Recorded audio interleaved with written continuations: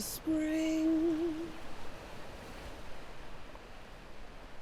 Everything awakening. Já jsem Lucie Kordočová a jsem umělkyně, která žije v Anglii.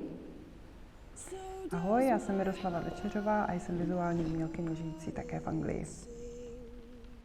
Takže ve formátě máme společnou výstavu, která se jmenuje From Arid Landscapes to Ancient Waters.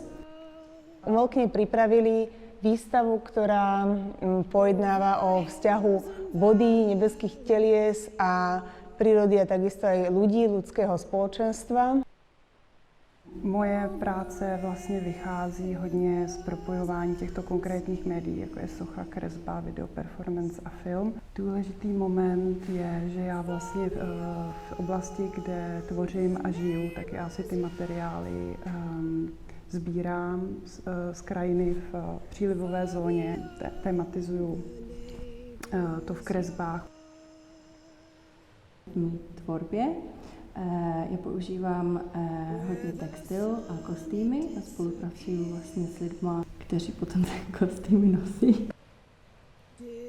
Já hodně vlastně řeším, jakým způsobem to tělo a ten kostým a ten textil jakože posunout jednak i třeba do té performance, co vlastně jakože ten textil a ten kostým znamená a také vlastně do nějaké sochařské pozice.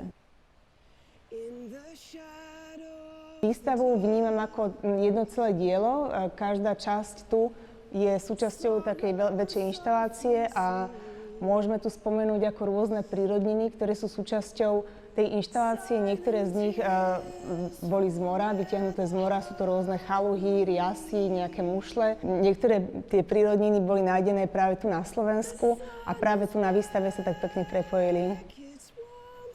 Na výstave vidíme dvojitú videoprojekciu, ktorá zachytáva teda túto performance a takisto tam máme inštaláciu, kde možno vidieť rôzne textílie a takisto aj odevy usporiadané do takého kruhu, ktorý evokuje tento magický rituál, ktorý je možno vidieť v tom videu.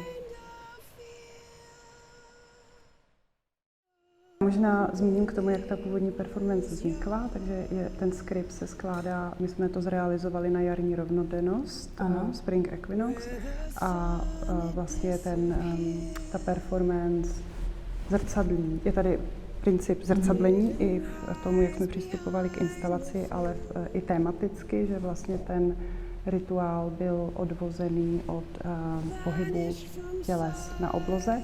Symbolika těch hvězd se vlastně objevuje v kresbách. Jsou to většinou zvířecí symboly a jsou potom vlastně přenesený na textil. Ta forma toho zrcadlení se tam i v tom médiu objevuje sama o sobě, takže obrazy jsou v dialogu, je to vlastně split screen, je to rozdělený obraz, který spolu komunikuje a zároveň se v některých momentech zrcadlí. The sun is back, it's warm, sincere. Though once obscured, now bright and clear.